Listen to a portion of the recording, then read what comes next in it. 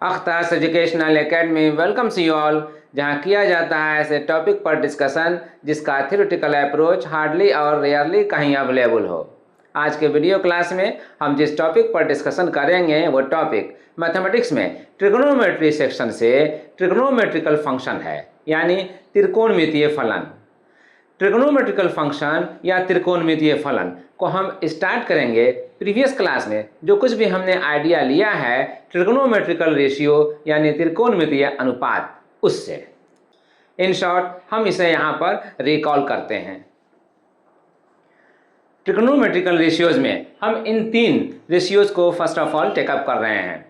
Sine theta, theta के नाम पर, थीटा एक एंगल होता है, एंगल लेते हैं तो उस एंगल के नाम पर साइन थीटा डिफाइन होता है p/h से।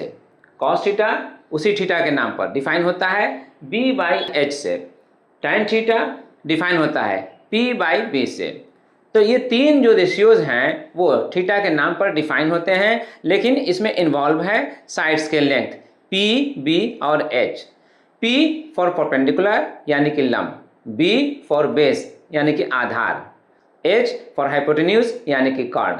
और ये तीनों साइड्स किसी राइट एंगल ट्रायंगल से लिए जाते हैं। तो हम इसे समझने के लिए एक राइट एंगल ट्रायंगल को भी ड्रा करते हैं। ये है वो राइट एंगल ट्रायंगल जिसमें p, b और h को हम समझेंगे और इसको इसके साथ जो यहाँ पर ट्रिग्नोमेट्रिकल रेशियोज लिए गए हैं इसके साथ हम कंपेयर करेंगे। इस राइट एंगल ट्रायंगल में पॉइंट m राइट एंगल है और पॉइंट O पर एक एंगल है थीटा, जो इन दोनों साइड्स के बीच OM और OB इनके बीच की एंगल फॉर्म हो रहा है, बन रहा है। तो ये थीटा एंगल है जिसके रिस्पेक्ट में अब हम देखेंगे इस थीटा के अपोजिट सामने जो साइड ले रहे हैं वो परपेंडिकुलर है और इसे हम P से डिनोट कर रहे हैं। ये थीटा जिस साइड पर बेस्ड है OM है और इस OM को हम बेस ले रहे हैं, आधार ले रहे हैं, इसे हम B से डिनोट कर रहे हैं। और OB, ये जो OB दिख रहे हैं ये ठीक राइट एंगल के सामने का साइड है और इसलिए हम इसे हाइपोटेन्यूज कहेंगे, कर्ण, और इसे हम H से सिंबलाइज करेंगे। तो अब तीनों को इसमें सिंबलाइज करने के बाद P, B, H, इन तीनों को सिंबलाइज करने के बाद अब हम इसमें आते हैं और इसके साथ कंपेयर करते हैं। साइन थीटा जो डिफाइन हो रहा है p/h से, तो p/h इस डायग्राम में ये परपेंडिकुलर p है और ये हाइपोटेन्यूज h है। तो इस p में जब हम h से डिवाइड करते हैं जो आता है वैल्यू वो कहलाता है थीटा के नाम पर, इस एंगल के नाम पर साइन थीटा। और ये b/h है तो यह बेस है और इस बेस में हाइपोटेन्यूज h ये है, इससे डिवाइड करते हैं जो आता है वो थीटा के नाम पर, यहाँ पर कॉस थीटा हम डिफाइन करते हैं। और इसी तरह से P ये है परपेंडिकुलर और B ये है, तो P इस परपेंडिकुलर में B इस बेस से अगर डिवाइड किया जाए तो थीटा के नाम पर ये ट्रिग्नोमेट्रिकल रेशियो डिफाइन होगा tan थीटा। तो tan theta, cos theta, sine theta तीनों को रिकॉल करने के बाद अब हम तीन और ट्रिग्नोमेट्रिकल रेशियोज को यहाँ पर रिकॉल करेंगे और ये तीनों इन तीनों के रेसिप्रोकल से डिफाइन होते हैं। जैसे साइन थीटा है तो साइन थीटा का रेसिप्रोकल जब हम लेते हैं तो कॉसेक थीटा डिफाइन होता है। अब इसलिए हम लिख सकते हैं कॉसेक थीटा को, साइन थीटा को रेसिप्रोकल करके 1/sin थीटा, और जब हम 1/sin थीटा करेंगे तो रेसिप्रोकल ये भी होगा p/h जो है ये भी रेसिप्रोकल होगा और लिखा जाएगा h/p। तो h/p से ये डिफाइन होगा और इसका नाम देंगे कॉसेक थीटा। और इसके बाद कॉस थीटा को, कॉस थीटा का जब हम रेसिप्रोकल करते हैं तो वो डिफाइन करता है सेक थीटा को, इसलिए 1/cos theta equal to h/b। Cos theta यहाँ पर b/h है, रेसिप्रोकल कर रहे हैं इसलिए h/b, और ये डिफाइन कर रहा है सेक थीटा को। लास्ट वन यहाँ पर ले रहे हैं tan थीटा। tan थीटा को हम देख रहे हैं कि p/b से डिफाइन हो रहा है, तो इसका रेसिप्रोकल cot थीटा को डिफाइन करता है, cot थीटा। तो tan थीटा का रेसिप्रोकल लिए 1/tan थीटा और इसलिए tan थीटा जो p/b से डिफाइन हो रहा है इसको भी रेसिप्रोकल करते हैं तो b/p, तो b/p से डिफाइन होता है cot थीटा। तो अब ये तीन जो रेसिप्रोकल आ रहे हैं इन तीनों के, तो ये तीन और ये तीन कुल मिलाकर के 6 ट्रिग्नोमेट्रिकल रेशियोज हो गए, टी रेशियोज हो गए। इन 6 में से हम यहाँ पर कह रहे हैं कि ये जो 3 हैं लास्ट में जो लिया गया है ये रेसिप्रोकल हैं इनके। इसका मतलब ये हुआ कि ये तीनों इनसे डिराइव हुए हैं। यस, ये तीनों इनसे डिराइव हुए हैं और डिराइव किए जाते हैं। तो हमारे पास इन तीनों को छोड़ करके अगर हम देखें तो यही तीनों हमारे लिए बेसिक हो गए। इसमें भी अगर tan थीटा को देखें तो ये tan थीटा भी डिराइव किया जा सकता है sin थीटा और cos थीटा के हेल्प से। हम इसे यहाँ पर जस्टिफाई कर सकते हैं। sin theta by cos theta, अगर हम sin थीटा में cos थीटा से डिवाइड करते हैं तो क्या रिजल्ट आता है, पहले ये देखें। sin थीटा जो डिफाइन होता है p बाई h से और cos थीटा जो डिफाइन होता है b बाई h से, तो b by h cos theta के लिए b by h, sin theta के लिए p बाई h। लेकिन सिंप्लीफिकेशन में हम कह सकते हैं कि यह h इस h से कैंसिल हो सकता है। कैंसिलेशन के बाद हमें मिलता है p बाई b। अगर p बाई b हमें ये रिजल्ट मिल रहा है तो ये p बाई b यहाँ पर देख करके कह सकते हैं कि ये p by b tan theta को डिफाइन करने वाला है, इसलिए हम इस p बाई b को रिप्लेस करेंगे tan थीटा से। इस तरह से हम जस्टिफाई कर सकते हैं कि tan थीटा भी sin थीटा और cos थीटा से डिराइव किया जा सकता है। यस, तो बेसिकली हमारे पास यही दोनों sin थीटा और cos थीटा, यही दो हमारे पास बेसिक टी रेशियोज होंगे। Basic T ratios, T ratios means trigonometrical ratios. Basic T ratios यानी मूल त्रिअनुपात। अब इन टी रेशियोज के बीच कुछ रिजल्ट्स होते हैं, उन रिजल्ट्स को भी यहाँ पर हम रिकॉल करते हैं। ये हैं वो रिजल्ट जिन्हें हम यहाँ पर रिकॉल कर रहे हैं, याद कर रहे हैं। sin theta into cosec theta equal to 1, cos theta into sec theta equal to 1, tan theta into cot theta equal to 1, sin square theta plus cos square theta equal to 1, sec square theta minus tan square theta equal to 1, cosec square theta minus cot square theta equal to 1। और इनके अलावा यहाँ 2 मोर, 2 और हैं। sin theta by cos theta equal to tan theta और cos theta by sin theta equal to cot theta. इन results का mathematical proof already हम प्रीवियस क्लास में समझ चुके हैं। अगर कहीं पर कोई डाउट है तो प्लीज़ उस प्रीवियस क्लास के वीडियोस को एक बार देख लीजिए, वो रिकॉल हो जाएगा। अब हमको इसे प्रोसीड करना है लेकर के टूवर्ड्स जो हमारा आज का मेन टॉपिक है, ट्रिगोनोमेट्रिकल फंक्शन, इसकी तरफ। तो इसकी तरफ आने से पहले हम यहाँ पर देखते हैं कि sin theta, cos theta, tan theta का वैल्यू जो होगा, इन पर्टिकुलर हम इसी पर फोकस करेंगे। तो sin theta, cos theta, tan theta का जो भी वैल्यू होगा वो साइड के लेंथ चेंज होने से वैरी करेगा या थीटा के चेंज होने से वैरी करेगा, पहले हम यहाँ पर अंडरस्टैंड कर लें। फर्स्ट ऑफ ऑल हम sin थीटा को लेकर के प्रोसीड करते हैं। ये जो एंगल थीटा ले रहे हैं और इस थीटा के सामने ये साइड ले रहे हैं P, परपेंडिकुलर P। तो ये जो P होगा, इसमें अगर हम इस H से जो साइड OB का लेंथ है इस H से डिवाइड करें तो डिफाइन करेगा sin थीटा को, जिसमें P और H ये जो है इन दोनों को अगर चेंज किया जाए तो क्या sin थीटा का वैल्यू चेंज कर जाएगा। इसके लिए हम एक सिंपल सा जस्टिफिकेशन यहाँ पर लेते हैं। अगर हम इस लाइन के पैरेलल हम एक और लाइन राइट साइड में या लेफ्ट साइड में ड्रा कर लें तो उससे हमें एक और ट्रायंगल मिलेगा, right angle triangle. B dash M dash हमने ड्रा कर लिया, बी एम के पैरेलल ये लाइन हमने ड्रा कर लिया। अब हम इस तरह से देख करके कह सकते हैं कि बी एम अगर परपेंडिकुलर है एक्स एक्सिस पर तो बी डैश एम डैश भी परपेंडिकुलर होगा एक्स एक्सिस पर। इस तरह से दो ट्रायंगल ओ एम बी और O M dash B dash, ये दो ट्रायंगल हमें मिलेंगे राइट एंगल, और ये दोनों सिमिलर होंगे। जब भी दो ट्रायंगल सिमिलर हमें मिलते हैं तो हम कहते हैं कि दोनों ट्रायंगल के कॉरस्पॉन्डिंग साइड्स का रेशियो इक्वल होगा। साइड का रेशियो अगर इक्वल होगा तो हम कह सकते हैं कि जो ratio B M by O B का होगा वही ratio B dash M dash by O B dash का होगा। तो इसके माने ये हुआ कि अगर एंगल थीटा बनाने वाला साइड जो है ओ बी और ओ एम का लेंथ चेंज कर दिया जाए ओ एम डैश और ओ बी डैश की तरह, तो इससे भी इसके लिए साइन थीटा का जो वैल्यू होगा चेंज नहीं होगा, क्योंकि साइन थीटा का वैल्यू जो डिफाइन हो रहा है यहाँ पी बाई एच से, और पी बाई एच का रेशियो फिर इस ट्रायंगल में जब आते हैं तो इस साइड्स का और इस साइड्स के रेशियो के इक्वल हो रहा है। इस तरह से हम साइड्स के लेंथ को चेंज करके नहीं कह सकते कि साइन थीटा का वैल्यू भी चेंज हो ही जाएगा। तो अब सवाल ये है कि साइन थीटा का वैल्यू किस तरह से चेंज होगा, क्योंकि हमारा जो आज का डिस्कशन है वो फोकस ही रहेगा इस पर, ट्रिग्नोमेट्रिकल फंक्शन पर। और फंक्शन के बारे में हम जानते हैं, ऑलरेडी हम जानते हैं कि किसी भी दो क्वांटिटी के बीच का ऐसा रिलेशन जिसमें एक क्वांटिटी अगर वैरी करता हो, चेंज करता हो, तो उसका इफेक्ट दूसरे पर पड़ता हुआ दिखता है, यानी कि वो भी वैरी करता है, चेंज करता है। तो यहाँ पर अब साइन थीटा को हम किस तरह से चेंज कर सकते हैं, सवाल ये है। तो साइन थीटा का वैल्यू हम चेंज करता हुआ पा सकते हैं अगर साइड्स का लेंथ को चेंज करने के बजाय हम इस एंगल को चेंज कर दें। इस एंगल को चेंज करने का हमारे पास मेथड क्या होगा?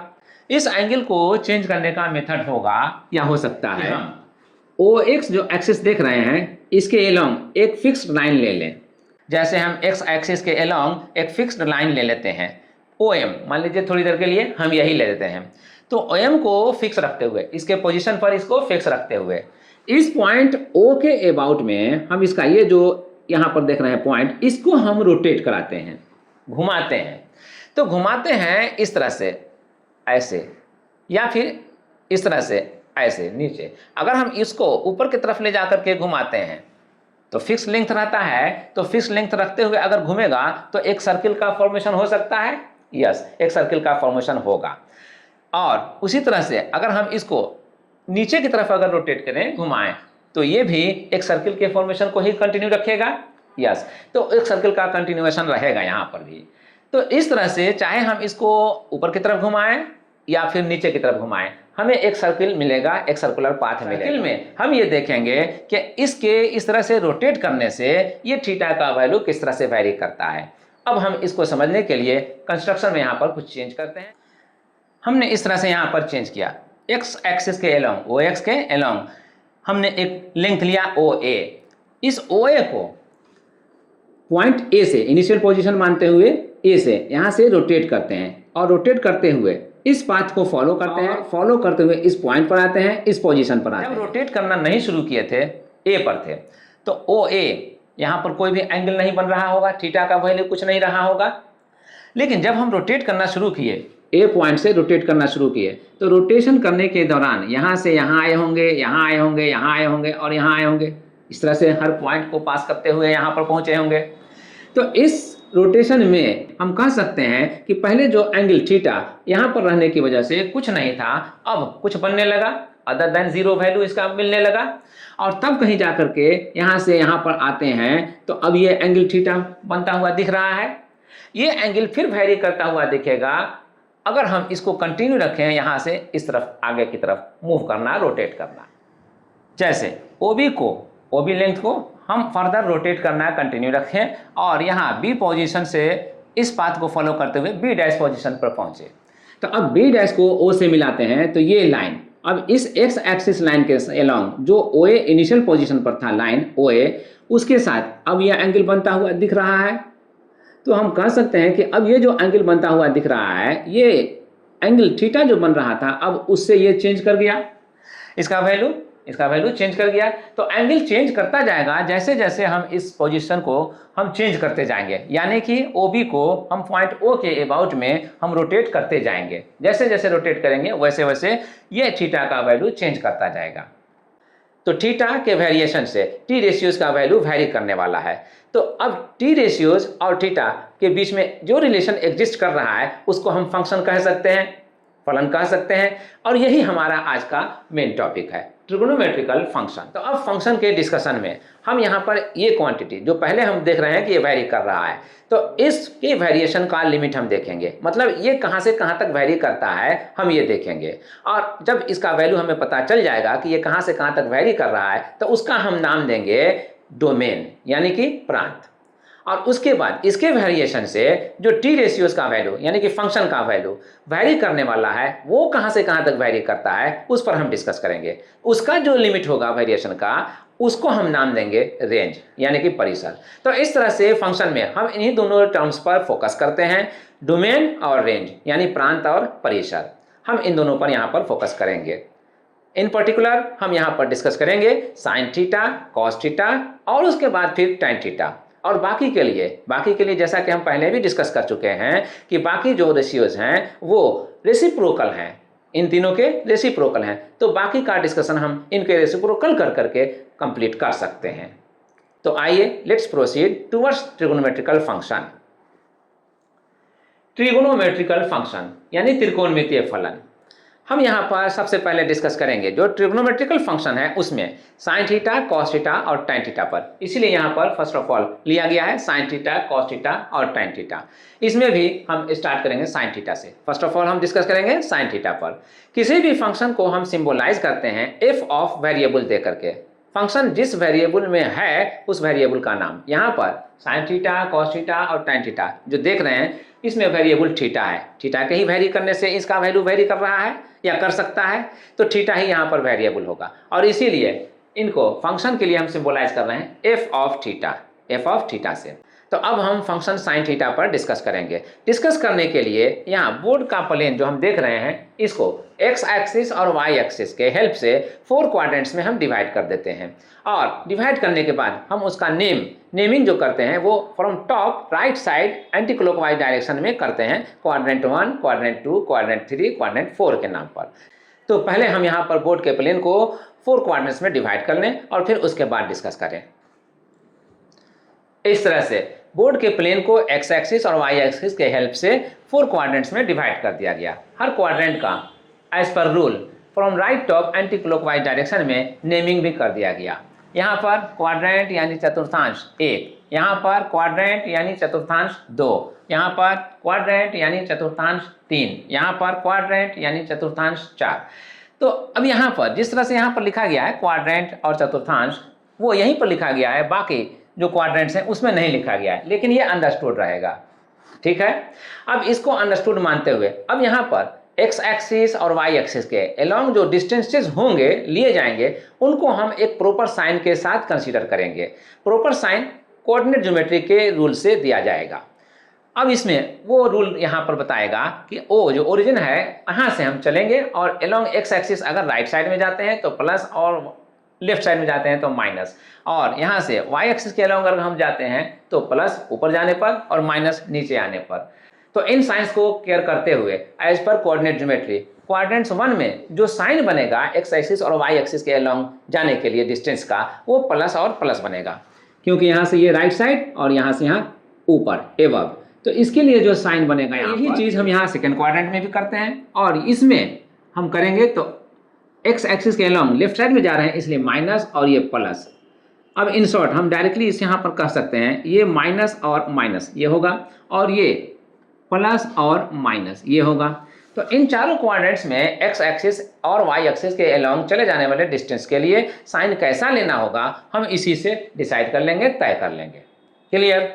अब हम आते हैं फंक्शन साइन थीटा पर कंसीडर करने के लिए किस तरह से इसका वैल्यू वेरी कर सकता है अगर थीटा वेरी करे तो। इसके लिए हम एक्स एक्सिस के अलोंग एक रे को लेंगे, एक लाइन जो रोटेट कर सकता है उसको हम लेंगे और एक्स एक्सिस के रेस्पेक्ट में हम उसे रोटेट कराएंगे अबाउट द पॉइंट ओ। ठीक है, तो पहले हम वो लाइन ले लें, लेट्स डू। मान लीजिए ओ ए जो लाइन ले रहे हैं फिक्स लाइन ले रहे हैं अलोंग एक्स एक्सिस ओ से ए तक का, इस लेंथ को कांस्टेंट रखते हुए हम पोजीशन ए से इसे रोटेट कराते हैं पॉइंट ओ के अबाउट में। तो रोटेट कराते हैं, रोटेशन करने के दौरान किसी टाइम यहाँ पर बी पोजीशन पर पहुँचते हैं। तो यहाँ पर पहुँचने के बाद ओ से मिलाने पर ये जो लाइन है ये अब इस इनिशियल पोजीशन के रेस्पेक्ट में यहाँ पर जो एंगल फॉर्म कर रहा है वो थीटा हो गया। अब इस थीटा के नाम पर हम देखें तो इसके लिए ये जो साइड है ये परपेंडिकुलर होगा पी और ये जो साइड है ये बेस होगा बी। अब हम यहाँ देखना चाहते हैं कि साइन थीटा जो फंक्शन हम ले रहे हैं डिस्कस करने के लिए, साइन थीटा का वैल्यू थीटा के वैरी करने से किस तरह से वैरी करता है। तो चूंकि हम यहाँ पर इसे रोटेट कराएंगे, ए से रोटेट कराना शुरू कर रहे हैं और रोटेट कराएंगे, तो ये रोटेट करते हुए बोर्ड के प्लेन में यहाँ पर first quadrant, second quadrant, third quadrant और फोर्थ क्वाड्रेंट से होते हुए फिर यहाँ पर आ जाएगा। चूंकि रोटेशन एक कांस्टेंट डिस्टेंस रखते हुए होगा इसलिए जहां से स्टार्ट करेंगे एक कंप्लीट रोटेशन होने पर वंस अगेन वहीं पर फिर से पहुंच जाएंगे। यस, तो अब यहां पर देखेंगे कि first quadrant, second quadrant, third quadrant और फोर्थ क्वाड्रेंट में पास करते हुए जो भी एंगल फॉर्म होगा थीटा उसके अकॉर्डिंग साइन थीटा का वैल्यू किस तरह हो सकता है। तो पहले हम साइन थीटा के लिए आते हैं और इस डायग्राम में पी बी को डिफाइन करने के बाद यहाँ पर जो लेंथ ले रहे हैं ओ बी रोटेटिंग रे का लेंथ है, तो ये तो फिक्स रहेगा, कांस्टेंट रहेगा। और यही इस राइट एंगल ट्रायंगल में हाइपोटेन्यूज का भी लेंथ भी है। तो हम दोनों के लिए हम एक सिंबल यूज कर रहे हैं h। यह h लेंथ हो गया इस OB रोटेटिंग रे का। तो अब हम इसके बेसिस पे साइन थीटा का वैल्यू, जो कि ये थीटा हम देख रहे हैं किस क्वाड्रेंट में है, क्वाड्रेंट 1 में। क्वाड्रेंट 1 में, तो क्वाड्रेंट 1 में साइन थीटा का वैल्यू क्या होगा, अब हम ये देखना चाहिए। पर साइन थीटा के लिए p/h जो आ रहा है, इसमें h तो कांस्टेंट है, h का साइन हमें हमेशा पॉजिटिव लेना है, तो बस हम p पर डिसाइड करेंगे। p फर्स्ट क्वाड्रेंट में किस तरह से है, p फर्स्ट क्वाड्रेंट में ये पॉजिटिव है, ये पॉजिटिव है। तो पॉजिटिव होने की वजह से साइन थीटा का वैल्यू जो आएगा ये किस तरह का आएगा, पॉजिटिव। साइन थीटा का वैल्यू पॉजिटिव आएगा। तो फर्स्ट क्वाड्रेंट में साइन थीटा, थीटा चाहे जहां भी रहे, यहां से लेकर के यहां तक में कहीं भी रहेगा, p पॉजिटिव रहेगा तो साइन थीटा पॉजिटिव होगा। साइन थीटा फर्स्ट क्वाड्रेंट में साइन थीटा पॉजिटिव वैल्यू लेकर आएगा। तो अब इसके बाद OB को हम रोटेट कराते हैं और फर्स्ट क्वाड्रेंट से क्रॉस करते हुए हम सेकेंड क्वाड्रेंट में आते हैं। रोटेटिंग रे OB को रोटेट कराए और फर्स्ट क्वाड्रेंट को क्रॉस कराते हुए, जो y एक्सिस से क्रॉस हो रहा है, इससे क्रॉस कराते हुए हम यहाँ इस पोजीशन पर लाए, ये इस पोजीशन पर, ये पोजीशन B' का है, B'। तो B' पर आने के बाद अब जो ये न्यू पोजीशन होगा रोटेटिंग रे का OB', तो वो अब देखेंगे कि x एक्सिस के साथ जो एंगल बनाएगा वो कितना होगा। अब वही एंगल यहाँ पर थीटा है, पहले ये एंगल थीटा था फर्स्ट क्वाड्रेंट में रहने की वजह से, अब वो एंगल यहाँ थीटा हो गया, तो सेकंड क्वाड्रेंट का एंगल ये हो गया। सेकंड क्वाड्रेंट के एंगल के लिए साइन थीटा का वैल्यू किस तरह से आएगा, यानी पॉजिटिव आएगा या नेगेटिव आएगा, डिस्कस हमें यही करना है। तो इसमें भी हमें परपेंडिकुलर से डिसाइड होगा, तो परपेंडिकुलर यहाँ से हमें ड्रा करना होगा। मान लीजिए परपेंडिकुलर ड्रा कर दिया, B', M', वो परपेंडिकुलर हो गया x एक्सिस पर, तो यही परपेंडिकुलर है, P का साइन होगा पॉजिटिव। अगर ये पॉजिटिव है तो साइन थीटा सेकंड क्वाड्रेंट में भी पॉजिटिव रहेगा। इस रिलेशन से तो यही जस्टिफाई हो रहा है और यही फैक्ट भी है, इसलिए साइन थीटा यहाँ पर पॉजिटिव रहेगा। सेकेंड क्वाड्रेंट में साइन क्या रहेगा, पॉजिटिव। यहाँ रखेंगे कि यहाँ से यहाँ तक में कहीं पर भी पोजीशन रहेगा OB' का, उसके लिए साइन थीटा पॉजिटिव होगा। अब आते हैं यहाँ से क्रॉस करते हुए सेकंड से थर्ड क्वाड्रेंट में, सेकंड क्वाड्रेंट से थर्ड क्वाड्रेंट में हम आते हैं और फिर देखते हैं कि साइन थीटा यहाँ पर किस साइन के साथ वैल्यू लाता है। ये B' पोजीशन, इस रोटेटिंग रे को OB' को पोजीशन B' से रोटेट करते हुए, इस पाथ को फॉलो करते हुए यहाँ पर आए और पोजीशन दिए B' का। अब यहाँ से परपेंडिकुलर ड्रा करेंगे x एक्सिस पर, तो ये परपेंडिकुलर होगा B', M', ये परपेंडिकुलर है। तो अब यहाँ पर जो एंगल बन रहा है, इस पोजीशन के लिए जो एंगल बन रहा है वो x एक्सिस के साथ मेजर किया जाएगा और ये यहाँ तक आने पर मेजर होगा। तो अब यही एंगल जो होगा वो थीटा होगा। तो जब ये एंगल थीटा बनेगा तो ये कहलाएगा थर्ड क्वाड्रेंट का एंगल, ये थीटा होगा थर्ड क्वाड्रेंट का, क्योंकि ये पोजीशन जो है रोटेटिंग रे का ये थर्ड क्वाड्रेंट में है, तो थर्ड क्वाड्रेंट का ये एंगल है।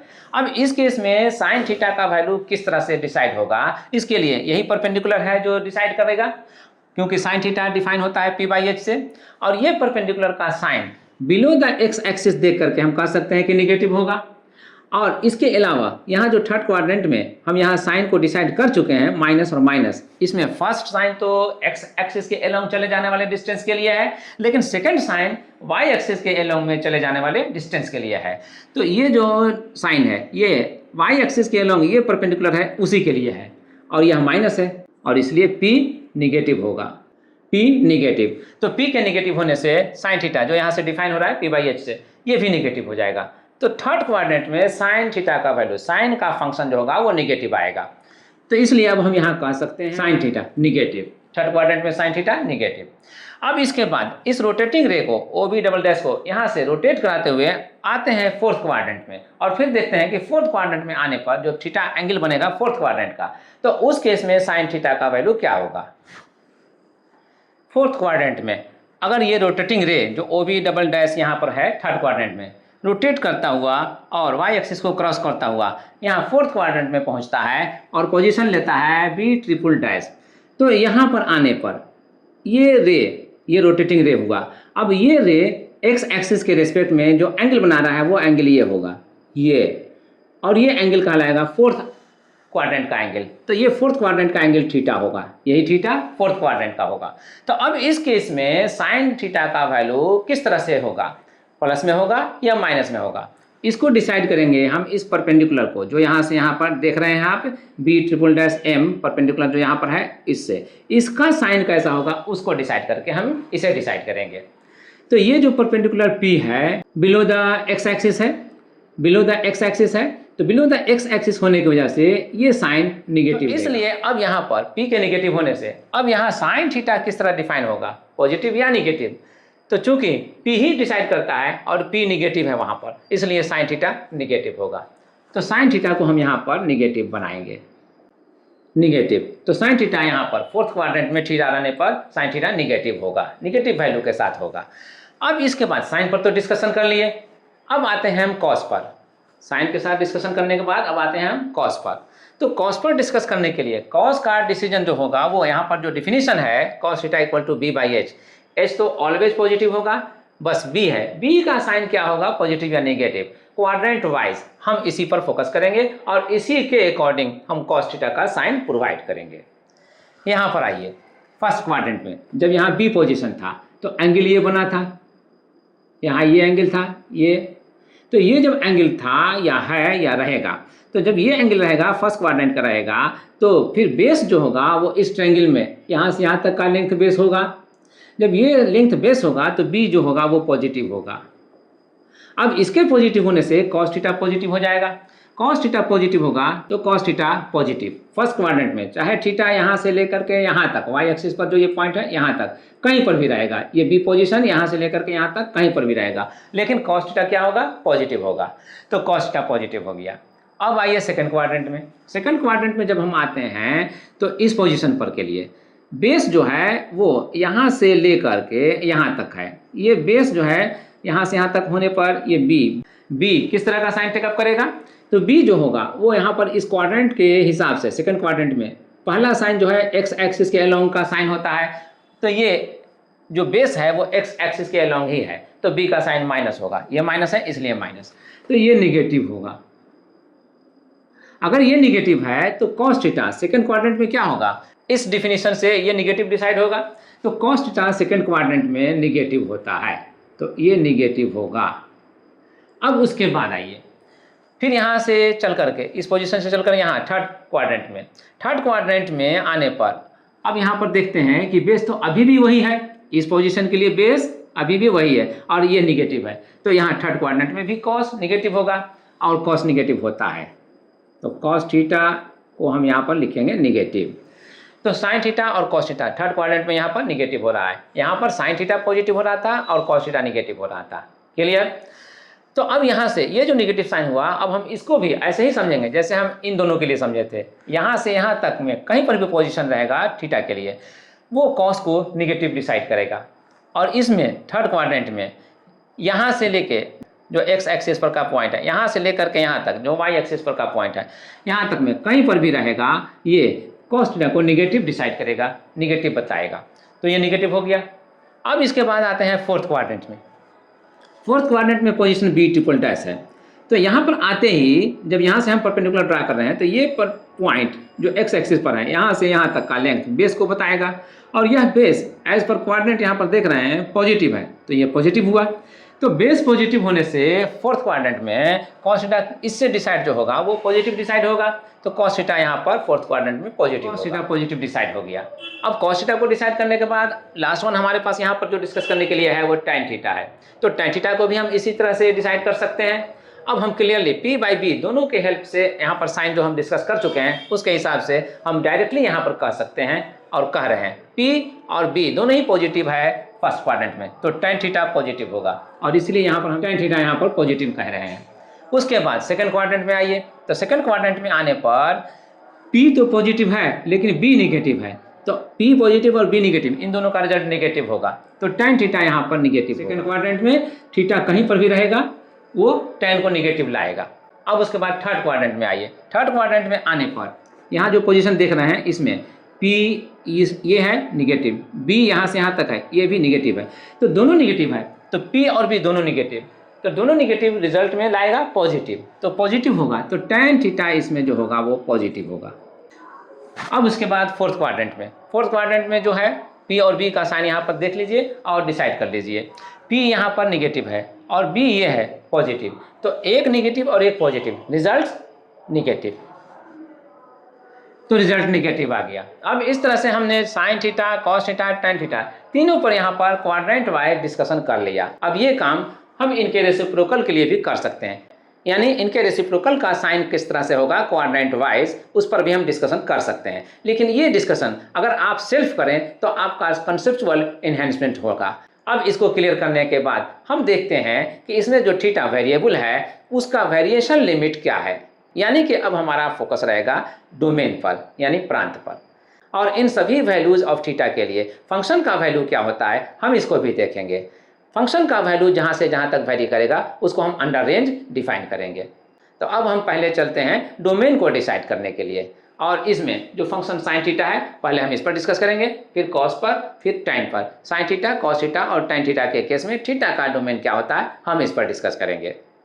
किसी भी फंक्शन में हम ये देखते हैं कि वेरिएबल के किस वैल्यू के लिए वो फंक्शन डिफाइंड है, यानी वो फंक्शन वैलिड है। अगर वेरिएबल का कोई ऐसा वैल्यू मिलता है जिसके लिए वो फंक्शन डिफाइंड नहीं है, वैलिड नहीं है, नहीं हो सकता, तो फिर उस वेरिएबल को हम डोमेन में नहीं रखेंगे। क्लियर? तो अब यहाँ पर हम आते हैं ये देखने के लिए कि साइन थीटा के केस में थीटा का ऐसा कोई वैल्यू है जिसके लिए साइन थीटा डिफाइंड नहीं होता हो, वैलिड नहीं होता हो। नहीं, हमने जहाँ भी देखा साइन थीटा को जो पी बाई एच से डिफाइन करते हैं, इसमें हमने यही देखा कि पी बाई एच में एच तो हमारा कांस्टेंट रहता है, तो ओनली पी ही है जो वेरी कर सकता है। तो पी जो है यहाँ पर जब इनिशियल पोजीशन ए पर है तो पी यहाँ पर 0 लिया जाएगा, परपेंडिकुलर 0। इनिशियल पोजीशन पर कोई परपेंडिकुलर का लेंथ नहीं मिलता, इसलिए पी इक्वल टू 0। तो जब पी 0 तो साइन थीटा का वैल्यू 0, क्योंकि पी बाई एच मतलब 0 बाई एच और ये 0, तो साइन थीटा 0, तो 0 तो एक वैलिड नंबर है और इसीलिए कहते हैं ये डिफाइंड है, यानी कि साइन थीटा भी डिफाइंड है। तो साइन यहाँ पर डिफाइन हुआ। उसके अलावा अब यहाँ से आगे बढ़ते हैं तो ये लेंथ ऑफ परपेंडिकुलर इंक्रीज करता हुआ पाते हैं। अब इंक्रीज करता हुआ अगर पाते हैं तो यहाँ तक आते आते इसका लेंथ मैक्सिमम हो जाता है। अब उसके बाद सेकंड क्वाड्रेंट में रोटेशन के दौरान हम देखते हैं कि परपेंडिकुलर का लेंथ डिक्रीज कर रहा है। जैसे इसी के साथ इसको कंपेयर कर लीजिए, यहाँ पर रहने से ये फुल लेंथ ऑफ परपेंडिकुलर होगा जो कि इस रोटेटिंग रे के लेंथ के बराबर होगा, एच के बराबर। लेकिन जब यहाँ पर आया इस पोजीशन पर तो अब पी का लेंथ इतना हो गया। अब इस लेंथ और इस लेंथ में क्लियरली पी का यहाँ पर लेंथ जो देख रहे हैं वो कम हो रहा है इसके कंपेरिजन में, तो फिर अब वैल्यू घट रहा है। पी का वैल्यू घटने से साइन थीटा का वैल्यू घटेगा, डिक्रीज करेगा। इसलिए हम कह सकते हैं कि सेकंड क्वाड्रेंट में साइन थीटा का वैल्यू डिक्रीज करेगा। लेकिन कहाँ तक? जब यहाँ पर हम देखते हैं आने पर, यहाँ पर वंस अगेन जब हम आते हैं तो पी का वैल्यू डिक्रीज करते हुए 0 हो जाता है, तो साइन थीटा फिर से एक बार 0 मिल जाएगा। तो 0 मिलता है, लेकिन मिलता तो है और मिलना ही फंक्शन को डिफाइन करता है। अगर वैल्यू नहीं मिलता तो फंक्शन डिफाइन नहीं होता। तो इसके माने ये हुआ कि साइन थीटा यहाँ से यहाँ तक भी डिफाइंड है, और इसलिए थीटा का वैल्यू यहाँ तक आने पर कितना हो जाएगा, एक्स एक्सिस के रेस्पेक्ट में हम वो एंगल मेजर करेंगे, तो यहाँ से लेकर के यहाँ तक हमें मेजर करना पड़ेगा और ये एंगल होगा 180 डिग्री। लेकिन हम एसआई यूनिट डिग्री नहीं लेते हैं, रेडियन लेते हैं, तो एंगल को हम दिखलाएंगे रेडियन में। तो ये रेडियन में कितना एंगल होगा, 180 डिग्री पाई रेडियन के बराबर होता है। रेडियन में वो पाई के बराबर होता है, और पाई का वैल्यू हम जानते हैं कितना होता है, 3.14 समथिंग, है ना। तो इस तरह से 180 डिग्री पाई रेडियन पर भी साइन थीटा को डिफाइन कर रहा है, तो थीटा का वैल्यू यहाँ पर भी वो मिल जाएगा। तो ऐसा अब इस पोजीशन में हम कहीं पर भी आकर के देख सकते हैं और कह सकते हैं कि ऐसा कोई पोजीशन नहीं मिलेगा यहाँ से वहाँ तक में जहाँ पर साइन थीटा डिफाइन नहीं होगा। तो अगर यहाँ से यहाँ तक में कहीं नहीं मिल रहा है और यहाँ से यहाँ तक में कहीं नहीं मिल रहा है, तो इसका मतलब ये हुआ कि इस पूरे राउंड में, पूरे रोटेशन में कहीं पर भी ऐसा कोई पॉइंट नहीं है, ऐसा कोई पोजीशन नहीं है जहाँ पर फंक्शन साइन थीटा डिफाइन नहीं होता हो। तो थीटा का वो सारा वैल्यू इसमें वैलिड है जो टेकअप करेगा। क्लियर? तो अब तो एक रोटेशन में हुआ, ये एक रोटेशन में 0 से स्टार्ट होगा थीटा और कहाँ तक जाएगा, यहाँ पर आने पर ये एक रोटेशन कंप्लीट हुआ। तो एक रोटेशन कंप्लीट होने का मतलब एक कंप्लीट एंगल होना, और एक कंप्लीट एंगल को हम रेडियन में कितना कहेंगे, 2 पाई। तो ये 0 पोजीशन वाला हुआ, 0 रेडियन का पोजीशन, और ये पाई रेडियन का पोजीशन। तो इस बीच में ये पोजीशन कौन सा होगा, नेचुरली पाई और 0 के बीच का आधा जो होगा वो π/2 होगा। तो ये π/2 का पोजीशन हुआ। इसको हम डिग्री में 90 डिग्री भी कहते हैं। तो अब यहाँ से चलते हैं और फिर यहाँ पर पहुँचते हैं। तो यहाँ पर कौन सा पोजीशन मिलेगा, तो ये पोजीशन जो होगा वो यहाँ से यहाँ तक एक π/2, यहाँ से यहाँ तक दूसरा π/2, है ना, तब ना 2 पाई/2 मिलकर के पाई बन रहा है, और उसके बाद यहाँ से यहाँ तक तीसरा पाई/2, तो 3 पाई/2 का यहाँ पर पोजीशन मिलेगा। तो थीटा का वैल्यू 3 पाई/2 यहाँ पर लिया जाएगा। थीटा इक्वल टू 3 पाई/2, यहाँ पर थीटा इक्वल टू पाई/2, यहाँ पर थीटा इक्वल टू पाई। तो इसके बाद फिर यहाँ पर जब आते हैं तो यहाँ पर आने से कंप्लीट रोटेशन हुआ, तो कंप्लीट रोटेशन होने से 2 पाई का एंगल बना, रेडियन में 2 पाई का एंगल बना। तो अब इसके बाद फिर से अगर रोटेट करना कंटिन्यू रखते हैं तो फिर से वो पोजीशन हमें मिलता जाएगा। जैसे हमने फर्स्ट रोटेशन में देखा था कि पोजीशन बी मिला था, पहले रोटेशन के दौरान हमने पोजीशन बी पाया था यहाँ पर। तो अब यहाँ से कंप्लीट रोटेशन करने के बाद यहाँ से कंटिन्यू रखते हैं रोटेट करना, तो फिर इस पोजीशन को पा सकते हैं, पोजीशन वो हमें मिल जाएगा। तो एंगल कितना होगा, एंगल जो होगा वो एक कंप्लीट एंगल के बाद ये एक्स्ट्रा एंगल जो होगा कवर, उसको भी हमें लेना होगा, टेकअप करना पड़ेगा। तो इस तरह से जो ये एक्स्ट्रा एंगल होगा उसको ऐड करेंगे, 2 पाई रेडियन के साथ उसको ऐड करेंगे। तो यहाँ पर अगर एंगल थीटा है तो 2 पाई प्लस थीटा होगा। तो इस तरह से आप हर एक पोजीशन के लिए आप कह सकते हैं कि जो भी एंगल होगा पहली बार में फर्स्ट रोटेशन के दौरान जो भी मिला होगा उस एंगल को एक कंप्लीट रोटेशन के बाद अगर हम दोबारा पोजीशन पा रहे हैं तो उस एंगल को 2 पाई के साथ ऐड करना होगा। क्लियर? तो अब इतना करने के बाद हम कह सकते हैं कि जब जब रोटेशन कंप्लीट होगा तब तब 2 पाई का रेडियन में एंगल बनेगा और तब तब उस 2 पाई को ऐड करेंगे। तो इस तरह से कितनी बार हम इसमें रोटेट करेंगे इसका कोई लिमिट नहीं है, जितना चाहे कर सकते हैं।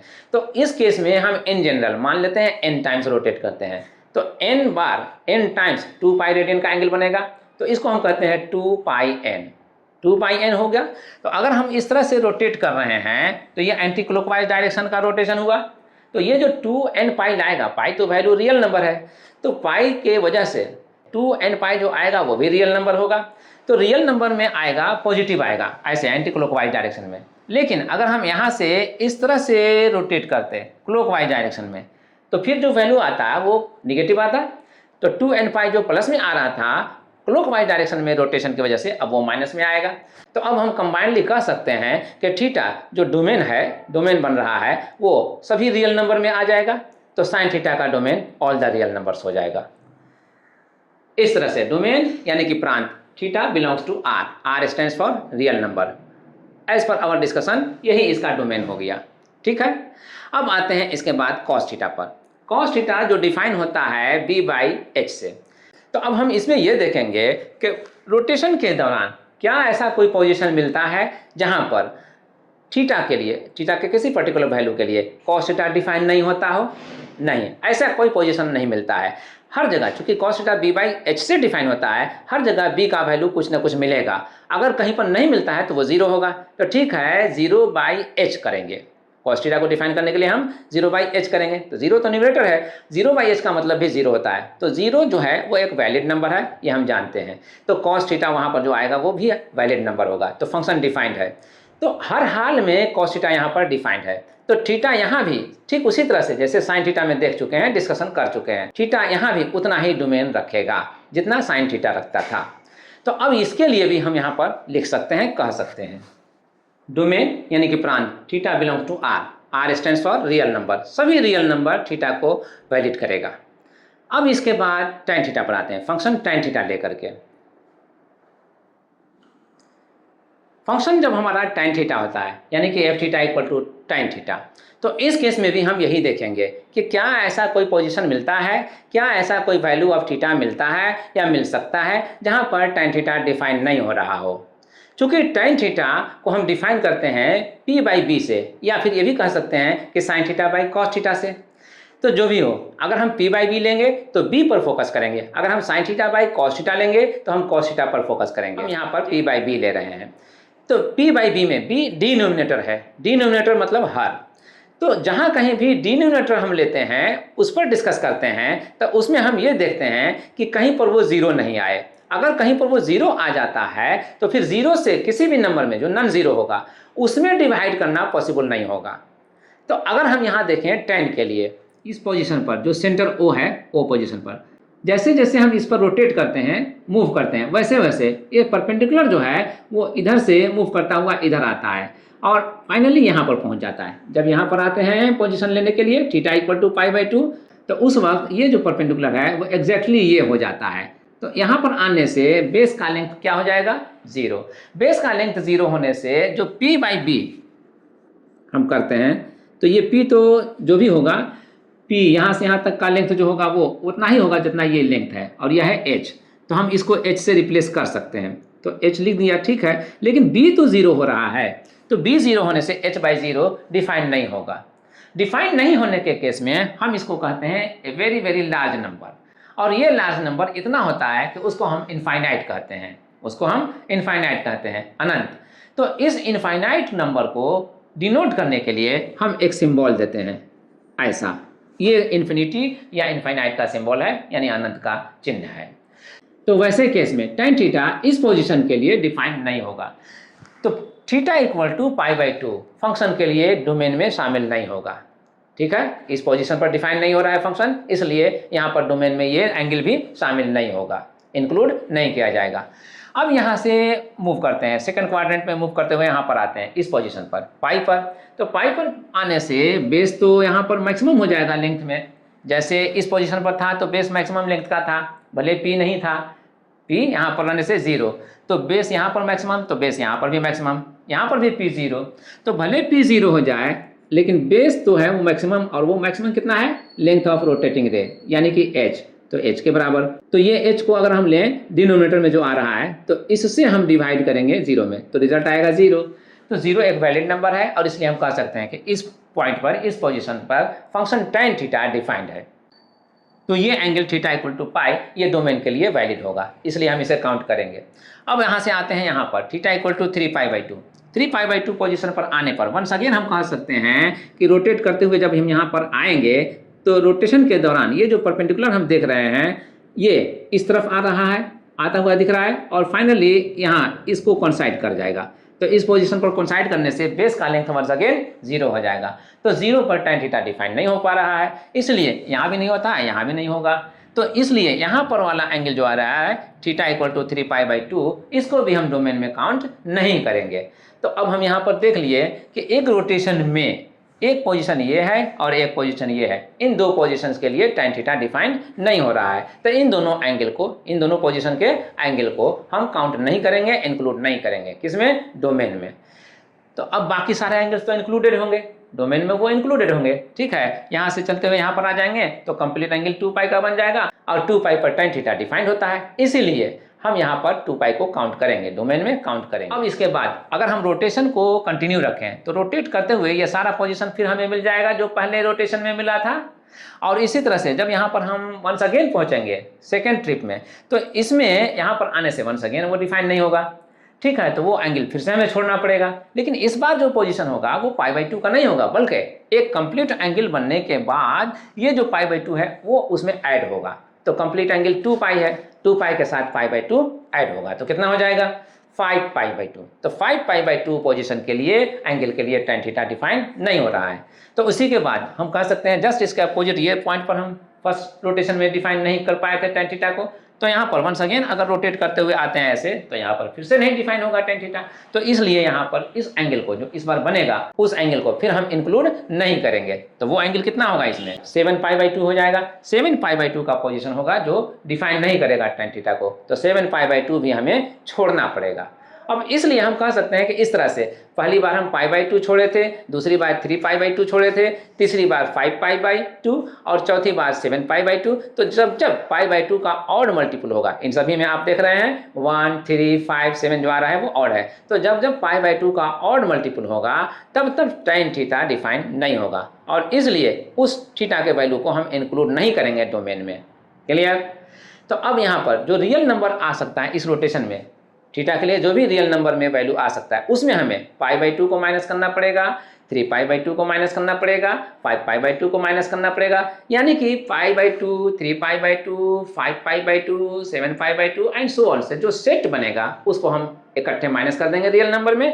अब माइनस करने के बाद जो बचेगा रियल नंबर में वही सब डोमेन में आएगा। इस तरह से हम इसको एक्सप्रेस करते हैं। तो फंक्शन tan थीटा का जो डोमेन होगा वो यहाँ है, theta belongs to R minus set of this angles.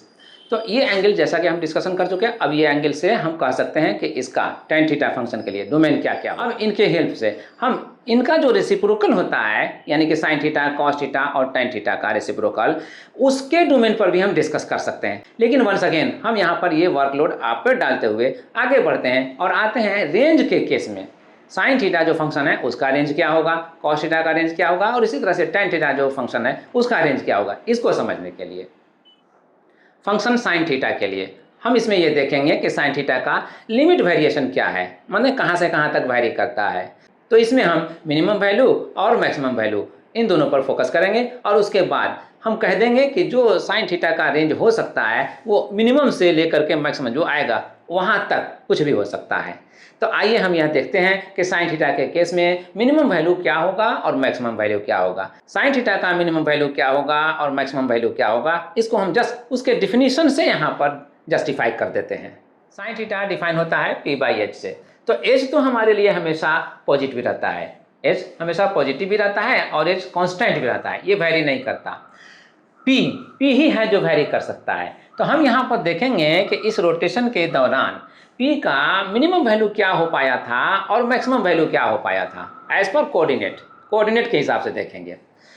तो इसमें हम रिकॉल करते हैं, याद करते हैं, यहाँ पर थे तो p तो कुछ नहीं था, तो यहाँ पर p के लिए हम 0 लेंगे। लेकिन जब यहाँ पर पहुँचे तो p का वैल्यू क्या लेंगे, p जो बढ़ रहा था, बढ़ता हुआ दिख रहा था, यहाँ पर आने पे वो मैक्सिमम लेंथ ले लेता है। तो यहाँ पर मैक्सिमम लेंथ कितना होगा, इस रोटेटिंग रे के लेंथ के बराबर, और यह है h। तो p का यहाँ पर मैक्सिमम वैल्यू h हो जाएगा। तो p जब h हो जाएगा तो इसलिए p/h जो होगा वो h/h हो जाएगा, तो ये तो 1 होगा। तो इस केस में हम कहेंगे कि sin थीटा का वैल्यू यहाँ पर जो आएगा वो 1 आएगा और ये मैक्सिमम होगा, ठीक है, मैक्सिमम होगा। और फिर उसके बाद यहाँ पर आइए तो फिर पाई के लिए फिर से परपेंडिकुलर 0, परपेंडिकुलर का लेंथ 0। तो वंस अगेन अब यहाँ से पढ़िए और यहाँ पर आइए, यहाँ पर क्या हो रहा है, यहाँ पर आ रहे हैं तो परपेंडिकुलर का लेंथ जो हो रहा है वो बिलो द एक्स एक्सिस आ रहा है और यहाँ पर आते हुए मैक्सिमम हो जा रहा है। ये मैक्सिमम वैल्यू निगेटिव साइन के साथ होगा तो वो मिनिमम हो जाएगा। तो वो मिनिमम कितना होगा, इस रोटेटिंग रे के लेंथ के बराबर माइनस साइन को दे करके हम इंडिकेट करेंगे। तो यहाँ पर p जो होगा वो -h से डिनोट होगा। तो इसलिए अगर हम p/h करते हैं इसके लिए तो -h/h होगा, तो ये और ये कैंसिल, तो ये -1 होगा। तो यहाँ पर sin थीटा का वैल्यू जो हुआ, यहाँ पर sin थीटा का वैल्यू 1 होगा और यहाँ पर जब आएगा तो sin थीटा का वैल्यू -1 होगा। तो यहाँ पर 1 और यहाँ पर -1, तो ये -1 हुआ और यहाँ पर इन दोनों पॉइंट्स पर यहाँ और यहाँ पर 0 और यहाँ भी 0। तो अब हम कह सकते हैं कि एक रोटेशन कंप्लीट होने में जो जो पोजीशन मिलेगा, कंप्लीट होने के बाद फिर से अगर रोटेट करना कंटिन्यू रखेंगे तो वो सारा पोजीशन हम रिपीट होगा, यस वो सारा पोजीशन रिपीट होगा, तो वो सारे वैल्यूज हमें फिर से रिपीट होंगे और रिपीट होते हुए मिलेंगे। तो अब हम ये कह सकते हैं, कंक्लूड कर सकते हैं कि जो वैल्यू sin थीटा का वेरी करेगा उसमें मिनिमम वैल्यू -1 और मैक्सिमम वैल्यू 1 ये दोनों होगा, और इन्हीं दोनों के बीच में जितना वैल्यू सारे आएंगे रोटेशन के दौरान वो सब आएंगे। तो रेंज जो होगा वो sin थीटा का -1 और 1 तक होगा, -1 से 1 तक जो भी आ रहा है सब होगा। तो इसको हम लिखते हैं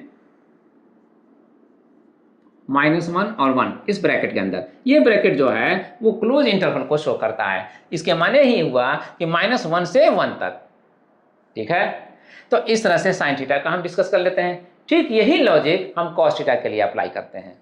तो cos थीटा के केस में भी जो f थीटा डिफाइन होगा cos थीटा से, वो cos थीटा खुद डिफाइन होता है p/h से। तो यहाँ भी हम इसी तरह से जैसे साइन पर हमने लॉजिकली डिस्कस किया वैसे ही यहाँ भी डिस्कस करेंगे और तब देखेंगे कि जो बेस पर डिपेंड कर रहा है cos थीटा, उस बेस का मैक्सिमम वैल्यू क्या हो सकता है और मिनिमम वैल्यू क्या हो सकता है।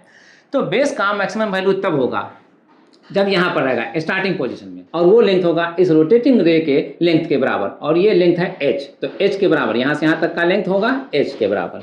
तो यहाँ पर जो आएगा मैक्सिमम वैल्यू आएगा b का। तो अब इसके लिए b/h से हम क्या कह सकते हैं, b जो है वो h का वैल्यू ले लेगा। तो h का वैल्यू लेगा तो ये जो b/h है, b/h का वैल्यू क्या लेगा, यह h/h जो कि 1 आएगा तो 1 ले लेगा, तो ये वैल्यू 1 ले लेगा। तो मैक्सिमम वैल्यू cos थीटा के केस में कितना हो रहा है 1। अब हम देखना चाहेंगे कि b का मिनिमम वैल्यू क्या हो सकता है। b का मिनिमम वैल्यू यहाँ रोटेशन के दौरान जब यहाँ से यहाँ पर मेजर करते हैं तो ये मिनिमम वैल्यू आता है, क्योंकि ये जो लेंथ है वो लार्जेस्ट लेंथ है। तो ये लेंथ लार्जेस्ट है लेकिन y एक्सिस के लेफ्ट साइड में है, यानी कि x एक्सिस के लॉन्ग लेफ्ट साइड में है, और ये लेफ्ट साइड में होने की वजह से निगेटिव। तो इसलिए b जो होगा माइनस एच से डिसाइड होगा। b अगर माइनस एच हो गया तो फिर b बाई एच जो होगा वो कितना होगा minus H by H, H cancel -1। तो cos थीटा के केस में मिनिमम वैल्यू क्या होगा -1, तो -1 ये हुआ। तो अब हम कह सकते हैं कि cos थीटा मिनिमम वैल्यू -1 रखेगा और मैक्सिमम वैल्यू 1 रखेगा। तो cos थीटा का वैल्यू भी इसी -1 से 1 तक होगा, यानी कि cos थीटा का रेंज -1 और 1 जैसे यहाँ पर था। इसलिए हम इसी को रिपीट करते हैं।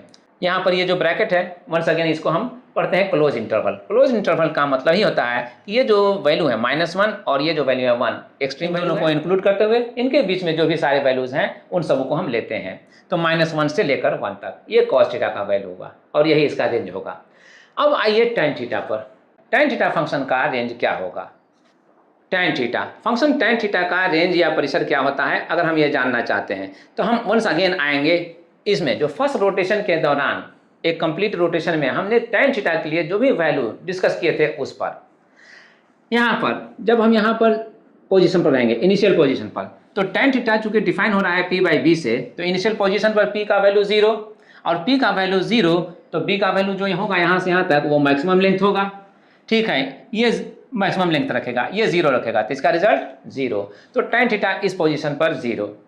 अब उसके बाद एंगल जैसे जैसे रोटेशन यहाँ से कंटिन्यू करेंगे और आएंगे टुवर्ड्स यहाँ इस पोजीशन पर थीटा इक्वल टू π/2 पर, तो यहाँ पर देखेंगे कि उस कंडीशन में p का वैल्यू जो लेंथ है परपेंडिकुलर का वो मैक्सिमम हो जाता है, लेकिन b बेस का लेंथ जो होता है वो इस परपेंडिकुलर के इंक्रीज करने से बेस का लेंथ डिक्रीज करेगा। पहले यहाँ से यहाँ तक था, अब यहाँ से यहाँ देख रहे हैं, तो यहाँ से जब बढ़ करके यहाँ पर आएंगे तो उस केस में परपेंडिकुलर यहाँ पर पड़ सकता है, तो यहाँ से यहाँ तक का लेंथ बेस होगा और वो भी डिक्रीज करता हुआ पाया जाएगा।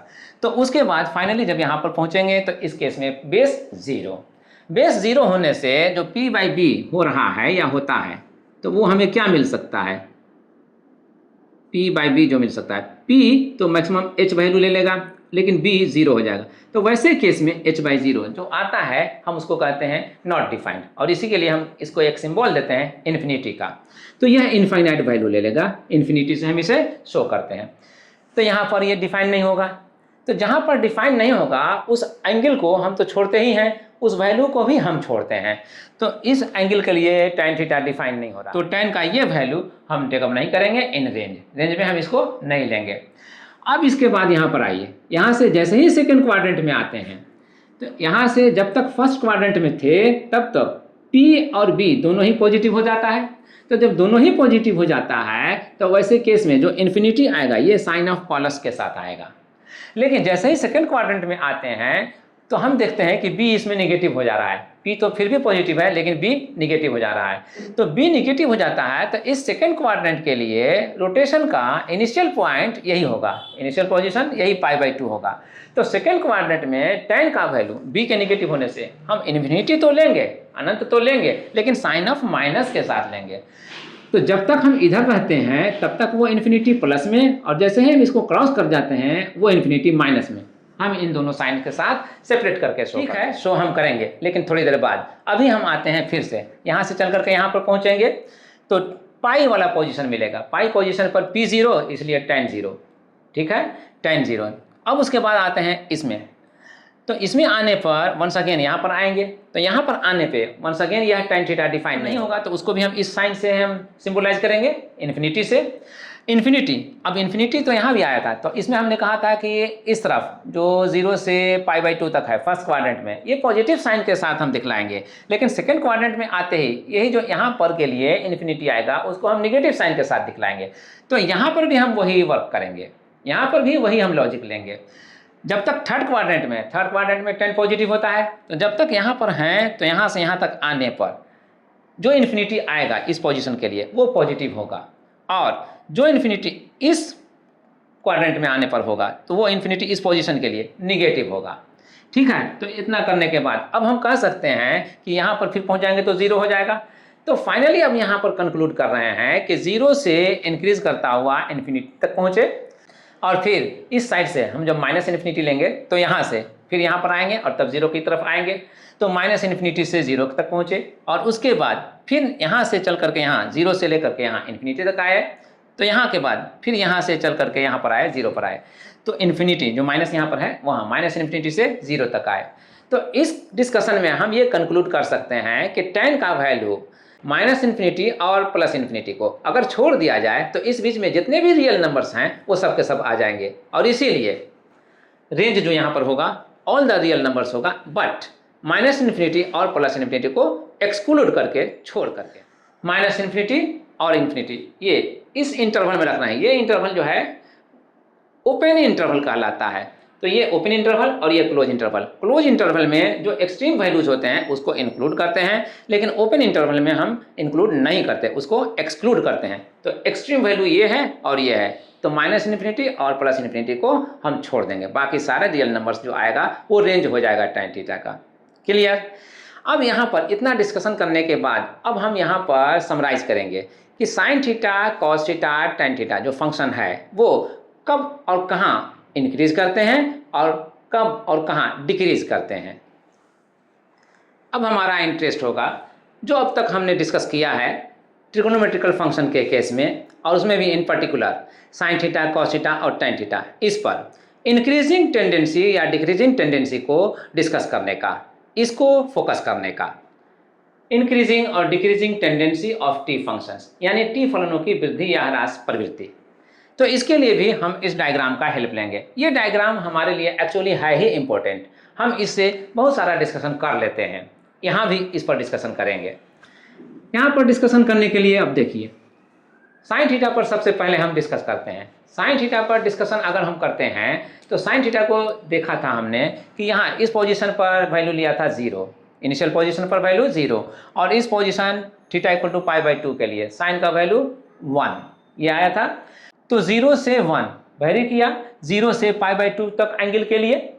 तो इस केस में हम कहेंगे कि यहाँ से यहाँ तक का रोटेशन में साइन थीटा इंक्रीज किया, और इसको हम शो कर सकते हैं अपवर्ड डायरेक्शन में ये एरो दे करके, इससे हम शो कर सकते हैं। अब उसके बाद यहाँ पर देखते हैं, यहाँ पर सेकंड क्वाड्रेंट में आते हैं जब तब, तो इस सेकंड क्वाड्रेंट में आने से लेंथ ऑफ परपेंडिकुलर डिक्रीज होने की वजह से साइन थीटा के बारे में हमने देखा था, यहाँ 1 था और यहाँ पर वैल्यू 0 आया, तो 1 से 0 आया तो साइन थीटा तो डिक्रीज किया, इसलिए हम कह सकते हैं कि साइन थीटा डिक्रीज करेगा, सेकंड क्वाड्रेंट में डिक्रीज करेगा, और डिक्रीजिंग टेंडेंसी को हम डाउनवर्ड एरो दे करके शो करते हैं। तो अब इसके बाद फिर यहाँ थर्ड क्वाड्रेंट में आइए, थर्ड क्वाड्रेंट में आते हैं और देखते हैं तो साइन थीटा का वैल्यू क्या होता है, 0 से लेकर के -1, यहाँ पर आने से -1 मिलता है, तो 0 से लेकर -1 की तरफ पहुँच जाते हैं, तो -1 लोवेस्ट वैल्यू हुआ। तो इसके माने ये हुआ कि 0 से डिक्रीज करता है और -1 तक पहुँचता है, तो ये भी डिक्रीजिंग टेंडेंसी रखेगा, इसको भी हम डाउनवर्ड एरो से शो कर सकते हैं। अब यहाँ से चलते हैं और यहाँ पर पहुँचते हैं, तो यहाँ पर पहुँचने से वंस अगेन साइन का वैल्यू हमने 0 पाया था, तो यहाँ -1 और यहाँ 0, तो अब -1 से 0 तक आने का मतलब इंक्रीजिंग या डिक्रीजिंग, इंक्रीजिंग। तो इंक्रीज करने का मतलब ये हुआ कि यहाँ पर हम एरो जब देंगे तो अपवर्ड डायरेक्शन में देंगे, तो ये इंक्रीजिंग टेंडेंसी को शो करेगा। तो अब हम क्वाड्रेंट वाइज कह सकते हैं कि फर्स्ट क्वाड्रेंट में साइन का वैल्यू इंक्रीज करता है, सेकंड क्वाड्रेंट में साइन का वैल्यू डिक्रीज करता है, थर्ड क्वाड्रेंट में साइन का वैल्यू डिक्रीज करता है, फोर्थ क्वाड्रेंट में साइन का वैल्यू इंक्रीज करता है। तो किस क्वाड्रेंट में साइन का वैल्यू इंक्रीज करता है, डिक्रीज करता है, इसको हम यहाँ पर समझ गए। अब इसके बाद हम आते हैं कॉस थीटा पर डिस्कस करने के लिए। कॉस थीटा के केस में हमने यहाँ पर देखा था इनिशियल पोजीशन पर 1 आया था, और उसके बाद ठीक इसके अपोजिट इस पोजीशन पर पाई के लिए -1 आया था, और इस बीच में यहाँ पर 0 और यहाँ पर भी 0, तो π/2 पोजीशन के लिए 0 और 3π/2 के लिए भी 0।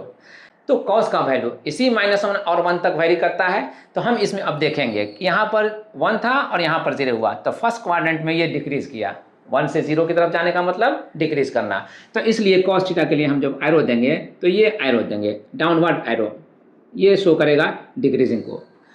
अब उसके बाद कॉस थीटा का सेकंड क्वाड्रेंट में आते हैं। सेकंड क्वाड्रेंट में देख रहे हैं कि कॉस थीटा क्या होता है, तो cos थीटा का वैल्यू यहाँ पर जो ले रहे हैं 0 और यहाँ पर ले रहे हैं -1। तो 0 से -1 तक का पहुँचने का मतलब वैल्यू फर्दर डिक्रीज किया। तो फर्दर डिक्रीज का मतलब डिक्रीजिंग टेंडेंसी यहाँ पर शो करेगा। डाउनवर्ड एरो से हम इसे शो करते हैं। तो cos थीटा डिक्रीज करेगा, सेकंड क्वाड्रेंट में डिक्रीजिंग रहेगा। थर्ड क्वाड्रेंट में आइए, थर्ड क्वाड्रेंट में cos थीटा का वैल्यू यहाँ पर -1 लेकिन यहाँ पर 0। तो -1 से 0 आना क्या होता है, इंक्रीज करना या डिक्रीज करना, इंक्रीज करना। तो cos थीटा इसमें इंक्रीज करता है, इसलिए हम इसे अपवर्ड डायरेक्शन में एरो से शो करेंगे। और इसके बाद फोर्थ क्वाड्रेंट में आइए। फोर्थ क्वाड्रेंट में यहाँ चूंकि 0 हो गया तो यहाँ से यहाँ तक आते आते यहाँ पर वंस अगेन हम इनिशियल पोजीशन को पाएंगे। तो इनिशियल पोजीशन को पाने का मतलब इनिशियल वैल्यू को पाना, और वो 1 है। तो 1 यहाँ पर आते आते मिल जाता है। तो 0 से 1 का आना इंक्रीजिंग या डिक्रीजिंग, इंक्रीजिंग। तो यहाँ पर यह इंक्रीज करेगा और इसलिए हम इसे अपवर्ड डायरेक्शन में दिखलाएंगे, एरो अपवर्ड डायरेक्शन में शो करके दिखलाएंगे। तो cos थीटा इंक्रीजिंग होगा। अब sin थीटा cos थीटा पर हमने डिस्कशन कर लिया। अब आते हैं tan थीटा पर डिस्कस करने के लिए। tan थीटा पर डिस्कशन जो होगा वो फिर इसी रोटेशन से हम करेंगे। तो इसमें हम यहाँ कहेंगे 0 पोजीशन पर tan का वैल्यू 0 और π/2 पोजीशन पर tan का वैल्यू इन्फिनिटी।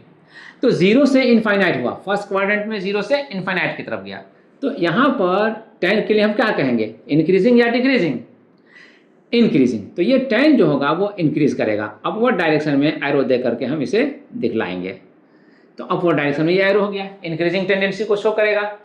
अब इसके बाद चूंकि इस थीटा इक्वल टू π/2 पोजीशन पर फर्स्ट क्वाड्रेंट के लिए tan थीटा जो होता है वो positive, tan theta positive infinity, plus में इन्फिनिटी रहेगा। लेकिन इस कंडीशन में सेकंड क्वाड्रेंट में जब आते हैं तो इसी पोजीशन के लिए tan थीटा जो होता है वो -इन्फिनिटी होता है। तो ये इधर निगेटिव।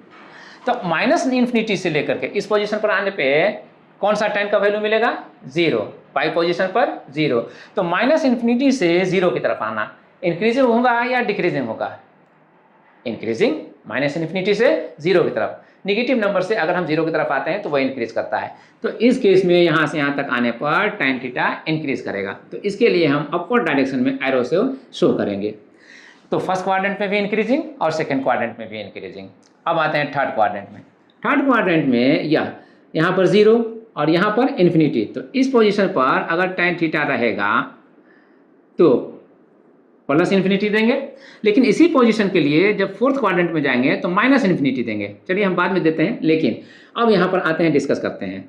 यहाँ पर 0 और यहाँ पर आते आते इन्फिनाइट। तो इस केस में क्या हुआ, tan का वैल्यू इंक्रीज किया या डिक्रीज किया, इंक्रीज किया। तो थर्ड क्वाड्रेंट में tan का वैल्यू इंक्रीजिंग। तो इसलिए हम जो एरो देंगे वो अपवर्ड डायरेक्शन में देंगे। अब आते हैं यहाँ फोर्थ क्वाड्रेंट में। फोर्थ क्वाड्रेंट में आने पर ये पोजीशन जो होगा वो इनिशियल पोजीशन होगा और इसके लिए हम फिर कहेंगे कि tan थीटा जो डिफाइन होगा वो निगेटिव इन्फिनिटी से डिफाइन होगा। तो निगेटिव इन्फिनिटी लेंगे यहाँ पर। तो निगेटिव इन्फिनिटी से आगे बढ़ेंगे और आगे बढ़ते बढ़ते यहाँ पर रोटेशन कंप्लीट होता है। तो जो वैल्यू आता है उसको हम देखेंगे। ये 2π कंप्लीट एंगल के लिए वैल्यू देगा tan का वैल्यू 0। तो वंस अगेन 0 मिला यहाँ पर। तो -इन्फिनिटी से 0 की तरफ पहुंच रहे हैं। तो tan थीटा इंक्रीजिंग या डिक्रीजिंग, इंक्रीजिंग। तो यहाँ पर हम जो एरो देंगे वो अपवर्ड डायरेक्शन में देंगे। Very interesting fact. यहाँ पर फर्स्ट क्वाड्रेंट में आइए, tan इंक्रीजिंग, सेकंड क्वाड्रेंट में tan इंक्रीजिंग, थर्ड क्वाड्रेंट में tan इंक्रीजिंग, फोर्थ क्वाड्रेंट में tan इंक्रीजिंग। चारों क्वाड्रेंट में tan का वैल्यू इंक्रीजिंग होता है और ये इंटरेस्टिंग फैक्ट है। बाकी साइन और कॉस के केस में बदलता है, क्वाड्रेंट वाइज इसका साइन बदलता है, कहीं पर डिक्रीजिंग कहीं पर इंक्रीजिंग। ठीक है, कहाँ डिक्रीजिंग कहाँ इंक्रीजिंग ये ऑलरेडी हम डिस्कस कर चुके हैं। अब इसके बाद अब तक हमने जो कुछ भी डिस्कशन किया है इसको कॉन्सेप्चुअल एनहेंस करने के लिए हम कुछ मैथमेटिकल प्रॉब्लम्स को लेंगे और वर्कआउट करके देखेंगे। लेकिन इससे पहले हम यहाँ पर एक पॉइंट और आउट करना चाहते हैं और वो है जो भी हमने रोटेशन लिया था इसमें एंटी क्लॉकवाइज लिया था। एंटी क्लॉकवाइज रोटेशन पॉजिटिव माना जाता है, लेकिन अगर हम क्लॉकवाइज लेते तो उस केस में क्या होता, क्लॉकवाइज लेने में थीटा के लिए sine theta, cos theta, tan theta किस तरह से अफेक्टेड होता है हम इसको यहाँ पर देख लें, उसके बाद फिर प्रोसीड करें कि व्हेन थीटा यानी कि जब थीटा टेंड्स टू निगेटिव, मतलब थीटा को अगर निगेटिव काउंट किया जाए, निगेटिव कब काउंट किया जाएगा, जब रोटेशन क्लॉकवाइज होगा। एंटी क्लॉकवाइज रोटेशन में थीटा पॉजिटिव होता है। इसके लिए आप इस डायग्राम का हेल्प ले सकते हैं समझने के लिए। यहाँ पर एक्स एक्सिस के अलोंग जो लाइन हम दे रहे हैं यहाँ, ये ये हमारा इनिशियल पोजीशन का लाइन है, ये पोजीशन हमारा इनिशियल पोजीशन है। मान लीजिए यह ए है, तो यही इनिशियल पोजीशन से यहाँ से एंटी क्लॉकवाइज डायरेक्शन में रोटेट करते हुए इस पोजीशन को आए बी, और यहाँ पर ओ पॉइंट पर जो एंगल बनता हुआ देख रहे हैं वो है थीटा, तो ये पॉजिटिव एंगल माना जाएगा। अगर इस पोजीशन से, इनिशियल पोजीशन ए से, अगर हम क्लॉकवाइज में रोटेशन करते हुए यहाँ पर आते इस पोजीशन पर, और ठीक उतना ही एंगल यहाँ पर बनने के लिए आते जितना ये ऊपर में थीटा बन रहा है, लेकिन चूंकि रोटेशन क्लॉकवाइज हो रहा है इसलिए जो एंगल यहाँ पर बनेगा ओ पर वो निगेटिव होगा। अब हम यहाँ देखना चाहेंगे कि क्लॉकवाइज रोटेशन के केस में T functions sine theta, cos theta, tan theta और उसके बाद इनके रेसिप्रोकल्स, इन पर क्या इफेक्ट पड़ता है, यानी इनके वैल्यूज जो आते हैं वो साइन के हिसाब से क्या बदल जाते हैं या एज इट इज रहते हैं, ये यहाँ पर हम डिस्कस करेंगे, समझेंगे। तो मान लीजिए कि हम आते हैं टी फंक्शन में साइन थीटा पर, सबसे पहले हम साइन थीटा पर आते हैं। तो साइन थीटा में अब देखते हैं साइन थीटा डिफाइन किस तरह होता है, पी बाई एस से। तो वंस अगेन इसको हम रिपीट करते हुए प्रोसीड करते हैं। अगर हम फंक्शन साइन थीटा लेते हैं जो डिफाइन होता है पी बाई एस से, तो इसका वैल्यू किस तरह चेंज करेगा अगर थीटा पॉजिटिव ना लेकर के निगेटिव लिया जाए। निगेटिव लेने के केस में हम यहाँ देखेंगे, इस डायग्राम में आएंगे, ये जो यहाँ पर ट्रायंगल देख रहे हैं जिसमें ये निगेटिव एंगल थीटा बन रहा है, उसमें ये तो परपेंडिकुलर है, तो अब इसका साइन चूंकि एक्स एक्सिस के बिलो है तो ये निगेटिव जो है यहाँ पर निगेटिव होगा, तो निगेटिव पी हमें लेना पड़ेगा। और इस केस में हम क्या लिए थे, पी पॉजिटिव, यहाँ पर पी पॉजिटिव लिए थे। तो अब इसके बाद हमें एच चाहिए, एच जो ये रोटेटिंग रे है वही होगा, तो एच यहाँ भी लेंगे और एच यहाँ भी लेंगे, इसमें साइन चेंज नहीं होगा। तो अब हम इनके हेल्प से अब आते हैं यहाँ पर साइन थीटा जो पी बाई एच से डिफाइन हो रहा है, तो हम कह सकते हैं साइन ऑफ माइनस थीटा। तो साइन ऑफ माइनस थीटा के केस में क्या होगा, साइन ऑफ माइनस थीटा के लिए हम यहाँ पर पी लेंगे लेकिन निगेटिव साइन के साथ लेंगे, तो निगेटिव पी हमें लेना होगा और तब माइनस पी बाई एच ये होगा। अब यहाँ थोड़ी देर के लिए माइनस का साइन जो आ रहा है उसको हम हाइड कर लेते हैं, छिपा लेते हैं। तो छिपाने के बाद पी बाई एच जो आ रहा है उसको हम यहाँ अंडर ब्रैकेट कर लेते हैं। तो ऐसा करने के बाद पी बाई एच जो होगा वो तो अब इस साइन थीटा को डिफाइन करेगा और इसलिए हम पी बाई एच को रिप्लेस कर सकते हैं साइन थीटा से। तो ये जो आएगा ये माइनस के साथ साइन थीटा हो जाएगा, तो इसलिए sine of minus theta equal to minus of sine theta. अब इसके बाद आते हैं कॉस पर, कॉस थीटा जो डिफाइन होता है बी बाई एच से, तो बी बाई एच से डिफाइन होता है, तो इसके लिए भी हम कह सकते हैं कि इसलिए कॉस ऑफ माइनस थीटा क्या होगा, किस साइन के साथ वैल्यू देगा। तो कॉस ऑफ माइनस थीटा को हम डिफाइन करेंगे बी बाई एच से ही। तो यहाँ पर देखिए कि क्लॉकवाइज के रोटेशन में इस बेस पर क्या इफेक्ट पड़ा, तो ये बेस चूंकि ओ से राइट साइड है इसलिए पॉजिटिव लिए थे और अभी भी पॉजिटिव रहेगा। तो इसके माने ये हुआ कि बी जो यहाँ पर लेंगे वो पॉजिटिव लेंगे, तो इस केस में भी क्लॉकवाइज रोटेशन के केस में भी बी पॉजिटिव ही रहेगा। तो अगर बी पॉजिटिव ही रहेगा तो यहाँ पर हम बी लेंगे वो पॉजिटिव ही लेंगे, तो बी बाई एच रहेगा। अब बी बाई एच इसी कॉस थीटा को यहाँ पर एक्सप्रेस करेगा, तो इसके माने ये हुआ कि cos of minus theta equal to cos theta, cos of minus theta equal to cos theta, यानी कि कॉस के केस में रोटेशन का कोई इफेक्ट नहीं पड़ता, एंगल निगेटिव हो या पॉजिटिव हो वैल्यू वही रहेगा। अब tan थीटा पर आते हैं डिस्कस करने के लिए। tan थीटा डिफाइन होता है p बाई बी से, p बाई बी से डिफाइन होता है। तो अब अगर tan theta p by B से डिफाइन हो रहा है तो p यहाँ पर देखें कि एंटी क्लॉकवाइज रोटेशन में p और b का साइन कैसा था और क्लॉकवाइज रोटेशन में p और b का साइन कैसा है। तो अब हम यहाँ पर कह सकते हैं कि tan ऑफ माइनस थीटा के केस में, tan माइनस थीटा के लिए हम जा रहे हैं तब, तो इस केस में हम यहाँ पर p को निगेटिव लेंगे तो यहाँ पर माइनस p करेंगे, और b जो था वो पहले भी पॉजिटिव था अभी भी पॉजिटिव है, तो यहाँ पर b एज इट इज रहेगा। तो अब माइनस को बाहर कर लीजिए और तब p बाई बी को अंडर ब्रैकेट कीजिए, क्या मिलता है, माइनस लिखिए p बाई बी यहाँ पर tan थीटा है तो tan थीटा से रिप्लेस करेंगे इसको और ये आएगा माइनस ऑफ tan थीटा। तो अब रिजल्ट ये हुआ कि tan of minus theta equal होगा माइनस ऑफ tan थीटा के, यानी एंगल निगेटिव होने पर अगर वही एंगल पॉजिटिव जो होता तो उस पर कितना tan का वैल्यू होता, जो वैल्यू होता उसका माइनस साइन के साथ अगर एक्सप्रेस करें तो वही वैल्यू जो आएगा वो tan ऑफ माइनस एंगल के लिए आएगा। ठीक है। तो ये फैक्ट भी यहाँ पर क्लियर हो गया। अब साइन, कॉस और टेन को यहाँ पर क्लॉकवाइज रोटेशन के केस में डिस्कस करने के बाद, आइडिया डेवलप करने के बाद हम कह सकते हैं, डिस्कस कर सकते हैं इनके जो रेसिप्रोकल्स के साइन चेंज करेंगे वो किस तरह करेंगे, हम इसको भी डिस्कस कर सकते हैं। लेकिन ये काम वंस अगेन हम आप पर छोड़ते हैं और प्रोसीड करते हैं towards to work out some mathematical problems based on the facts. जो कुछ भी हमने अभी तक पढ़ा है उस पर जो बेस्ड होगा प्रॉब्लम्स, उसको हम लेते हैं और कुछ वर्कआउट करते हैं। Let's proceed. ये है हमारा first problem. As example number 1 problem है if cosec theta equal to -5/4 और थीटा क्या है, theta more than pi and less than 3π/2, then find the values of all other T functions. जितने भी टी फंक्शंस हैं उनमें इस cosec थीटा को छोड़ दीजिए, तो इसको छोड़ने के बाद बाकी के लिए वैल्यू क्या होगा इसको फाइंड आउट करना है। यही यहाँ पर हिंदी वर्जन में भी है।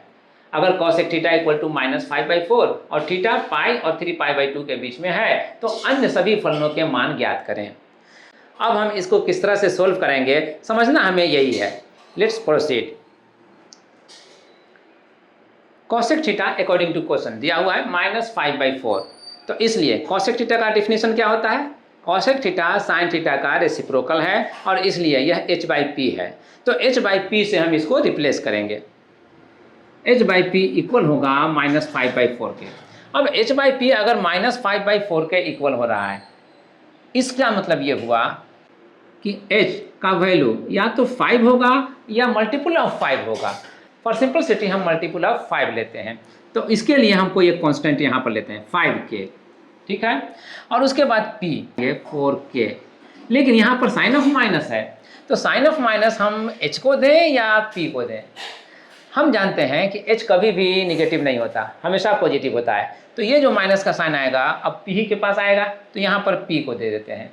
तो साइन ऑफ माइनस यहाँ पर इंट्रोड्यूस करेंगे और तब लिखेंगे -4k। तो यहाँ पर h इक्वल टू जो मिला हुआ है 5k और p इक्वल टू जो मिला हुआ है -4k, तो h और p तो यहाँ पर अवेलेबल है। राइट एंगल ट्रायंगल में p b h 3 साइड्स होते हैं, तो 3 साइड्स में से 2 साइड्स यहाँ पर हैं, थर्ड वन नहीं है। थर्ड वन कौन है, b बेस, तो बेस नहीं है, बेस को हम पता करेंगे using the fact h² equal to p² plus b²। ये राइट एंगल ट्रायंगल के लिए वैलिड फैक्ट है।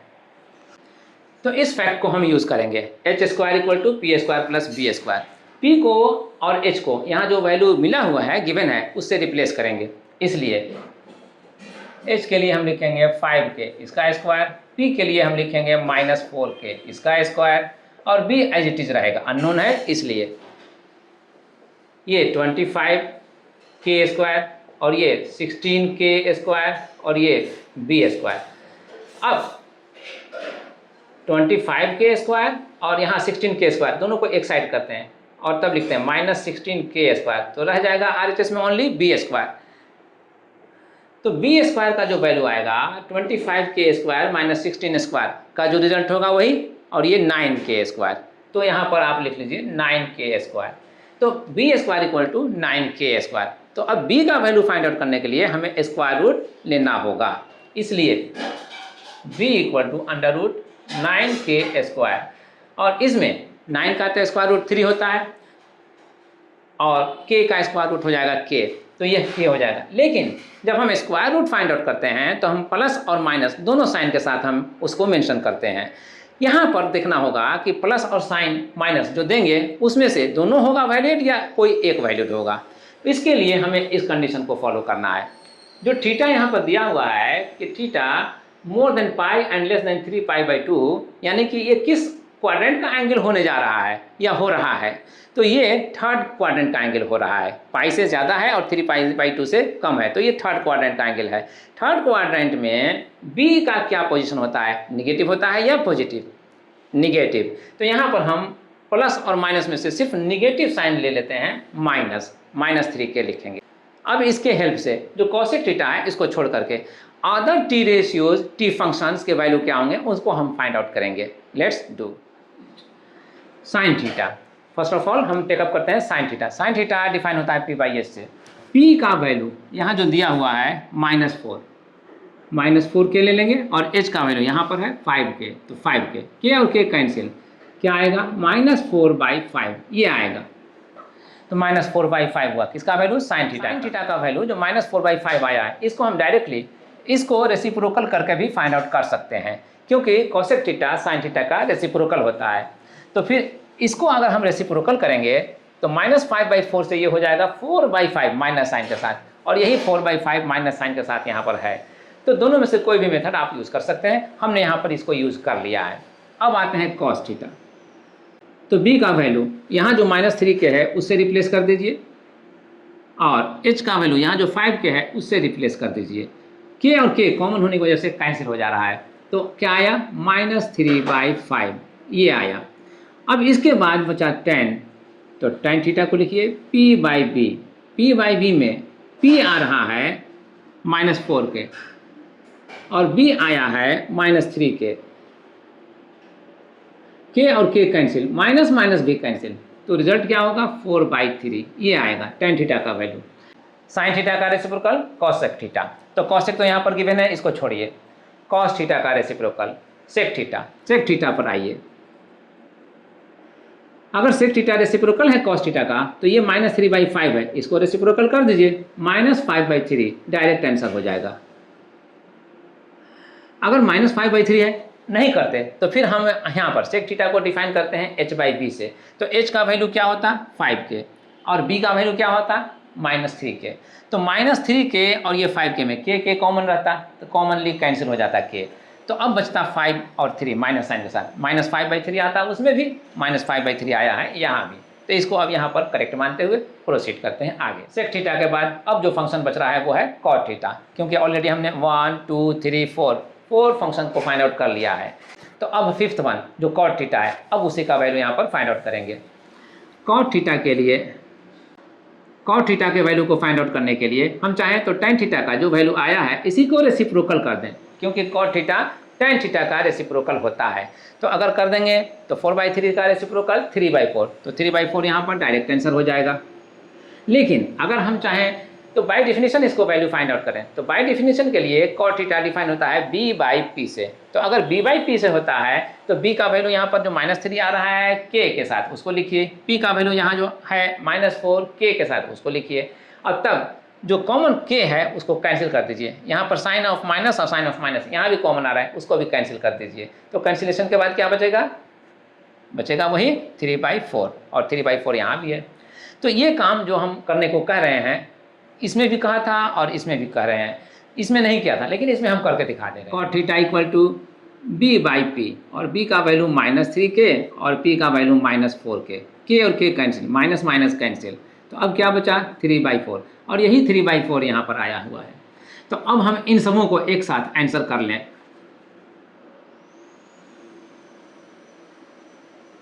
आंसर, इनको आंसर करने के बाद ये प्रॉब्लम जो हमने टेकअप किया है वो कंप्लीट हुआ।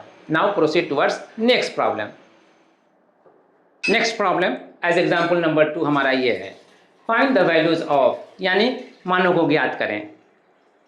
1 2 3 4 पार्ट्स हैं इसमें, और 1 बाय 1 हम सबको फाइंड आउट करेंगे। सबसे पहले हम लेते हैं फर्स्ट पार्ट, साइन 765 डिग्री का। साइन 765 डिग्री है, इसका वैल्यू कितना होगा। अब हम इसको जानने के लिए हम देखेंगे कि ये एंगल चूँकि 360 डिग्री से ज़्यादा है, कंप्लीट एंगल जो होता है, संपूर्ण कोण जो होता है उससे ये ज़्यादा है, तो हम ये देखेंगे कि ये कितना ज़्यादा है।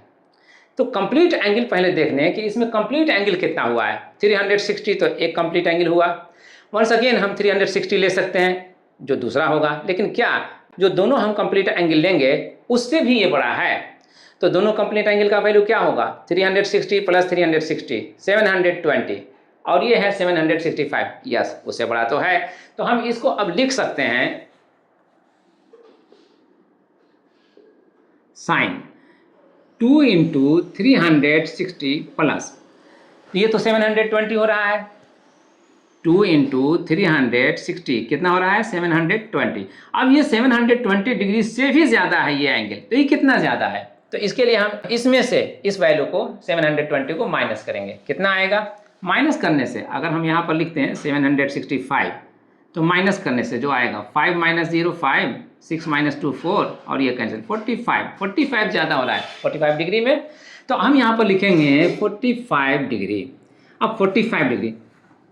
अब यहाँ पर हुआ माने कि 2 इंटू 360 डिग्री, दो कंप्लीट एंगल, 2 कंप्लीट एंगल के बाद भी रोटेशन कंटिन्यू रहता है और 45 डिग्री का एंगल को कवर करता है।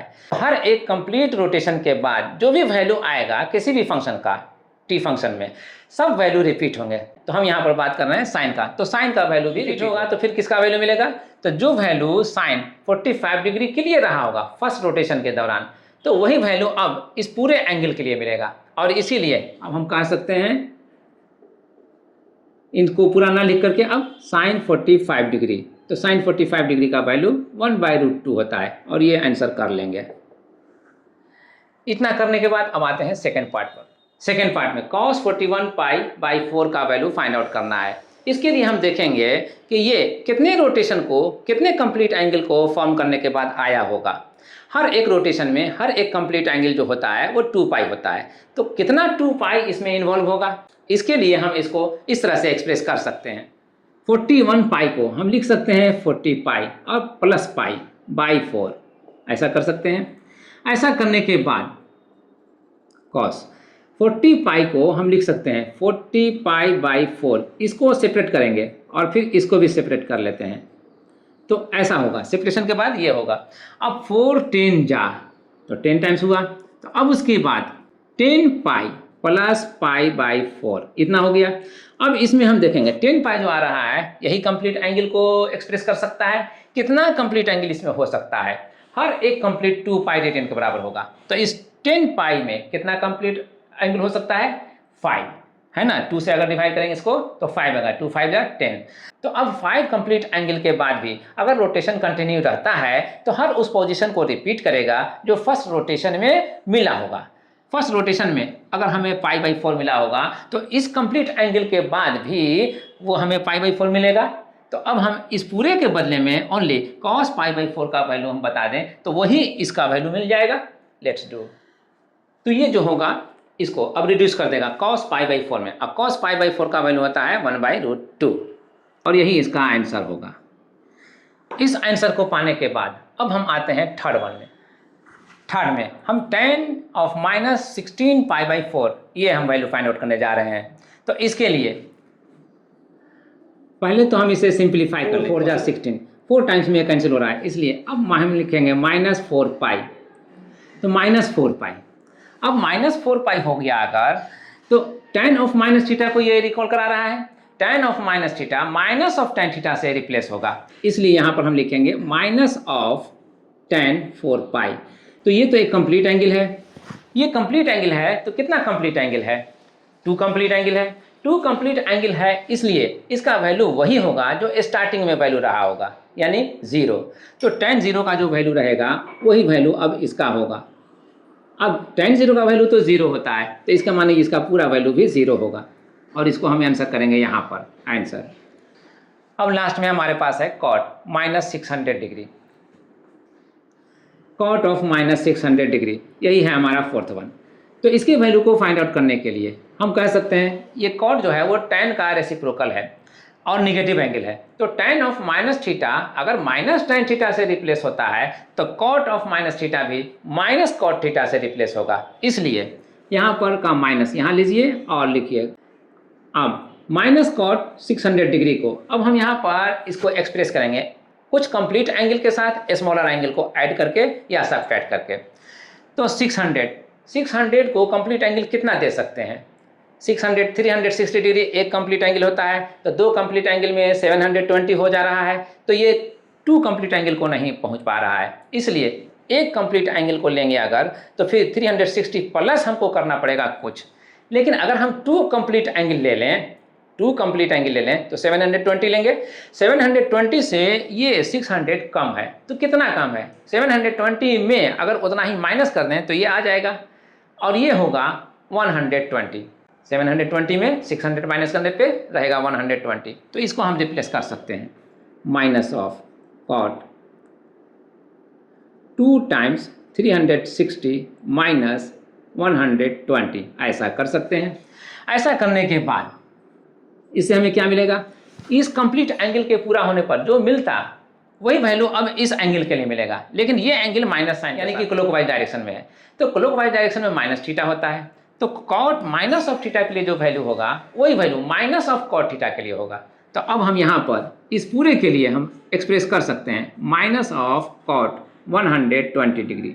ये अब हम ये कर सकते हैं अगर, तो ये माइनस और ये माइनस जब बाहर आएगा तो फिर प्लस हो जाएगा, प्लस लिखने की जरूरत नहीं होगी, तो यहाँ पर अंडरस्टूड हो गया प्लस, और इसको अंडरस्टूड रखते हुए कॉट 120 का वैल्यू हम फाइंड आउट करना चाहेंगे।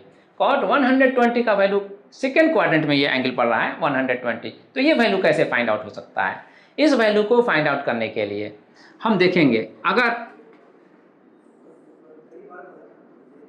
ये लें तो सेकेंड क्वाड्रेंट ये हमारा है, फर्स्ट क्वाड्रेंट ये होगा, सेकेंड क्वाड्रेंट में मान लीजिए कि ये एंगल ऐसे आ रहा है, तो ये 120 डिग्री का होगा। अगर यहाँ से यहाँ लेते हैं तो ये यहाँ 180 डिग्री का बनता है, तो 180 डिग्री में ये 120 अगर आ रहा है तो इस ये एंगल कितना रह जाएगा? ये एंगल जो रह जाएगा वो हम निकाल सकते हैं 180 माइनस 20 60 करके, है ना?